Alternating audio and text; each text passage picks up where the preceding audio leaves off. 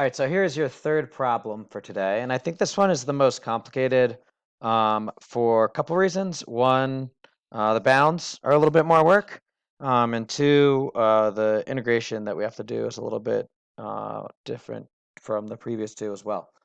So I would like you to try and see if you can figure out these bounds on your own, given what I have here. And if you need some help, then I'll help you out with that. But I want you to evaluate the triple integral of this thing, z times this guy to the -3/2 over the part of the ball, boink, x squared plus y squared plus z squared is less than or equal to 16, uh, defined by z greater than or equal to 2.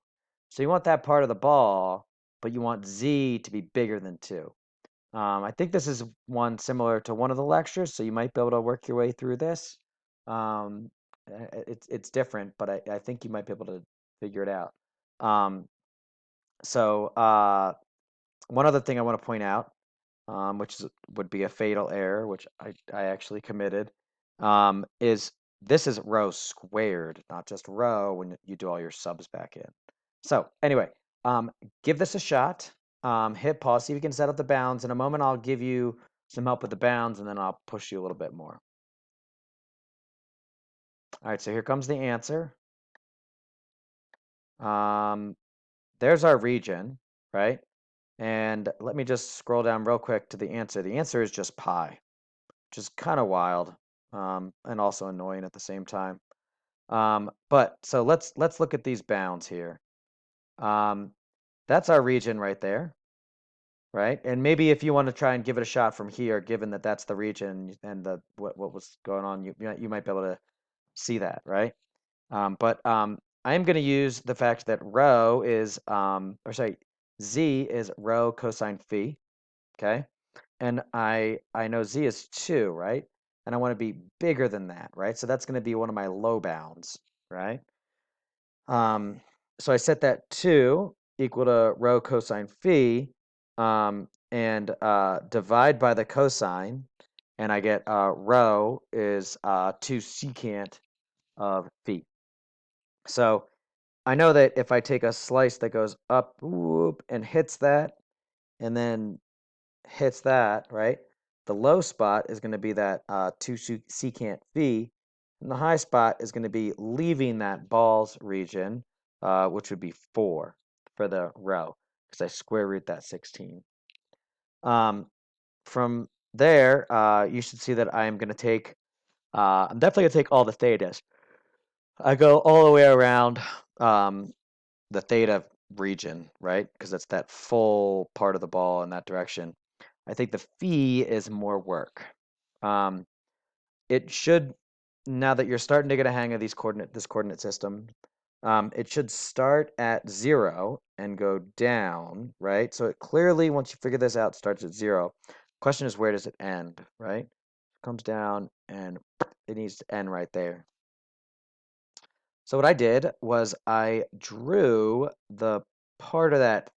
I drew like this is a circle right here, right? That cross section, that base of the region that we're looking at. So I drew that base and the phis that went up to it, right? So this phi goes up, boop, to there, right? Now what I did, that right there has a height of 2. That z value is 2. So that's this length right there, right? Imagine this was like an ice cream cone. This would be the cone part of the ice cream cone, and then this up here would be the ice cream itself, right? So I know that z is 2 there. Okay, I just had to pause for a moment and look some. All right, I know that z was 2 there, so I take this guy right here and make it 2. That gives me, once I square it, I get a 4.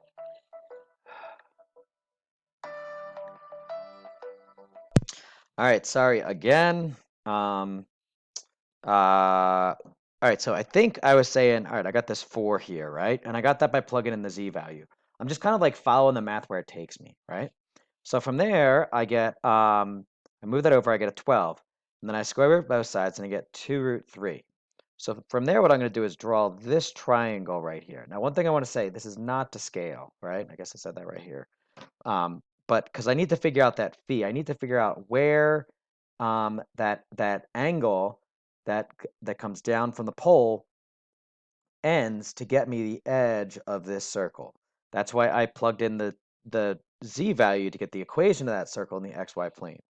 And I got that it was the radius of this 2 root 3. That means that this guy right here, if I drawn it to scale, would fit here, right? Right?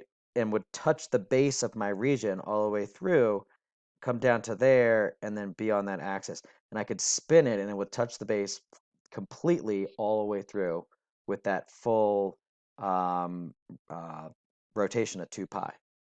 So um, what I did there was I wrote my 2 root 3. I put my phi where it's supposed to be, and then I put my 2 there.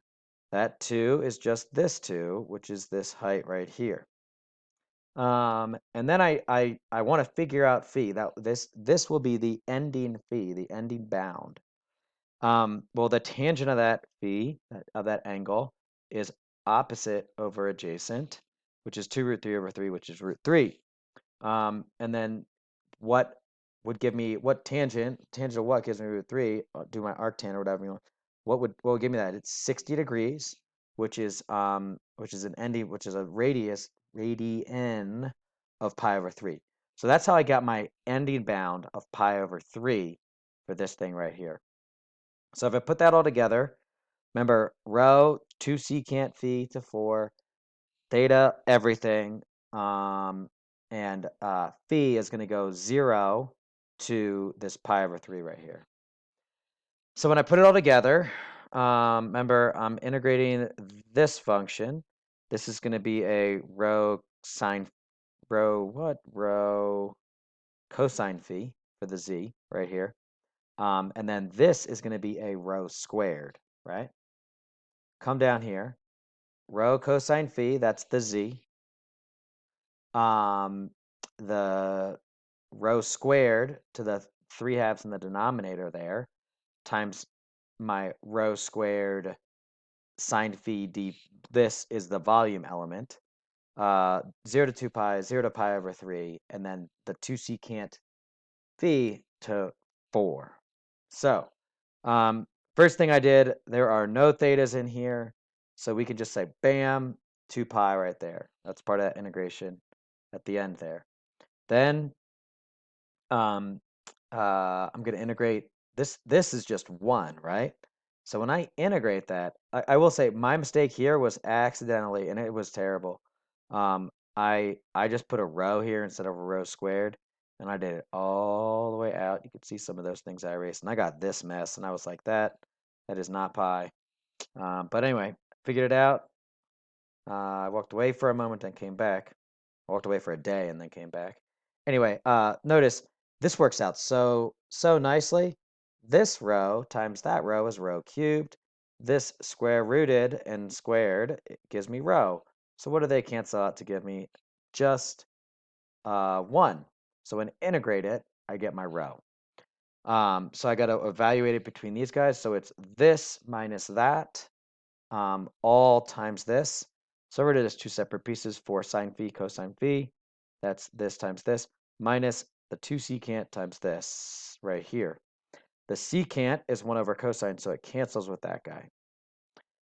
So I got 4 sine phi cosine phi minus 2 sine phi. So here's just some trig. You can let either one of these be the u. I think it's always easier to let the positive one work better, or use the positive one instead. So I use sine as my um, u for the u sub here. That gives me 2 sine squared theta because I divide the 4 by 2. This integrates to a positive 2 cosine phi. My 2 pi is still out front. Got to evaluate from 0 to pi over 3, which gives me all this mess right here. Um, uh, Here's my unit circle work for the sine and the cosine. Sine is the root 3, square it, and do all my other trig work. do all my other stuff here, and I get my pi. So hopefully you are getting the hang of this and you understand how um, how these spherical coordinates work, and you see how we do these bound setup. And I will see you next time. Bye.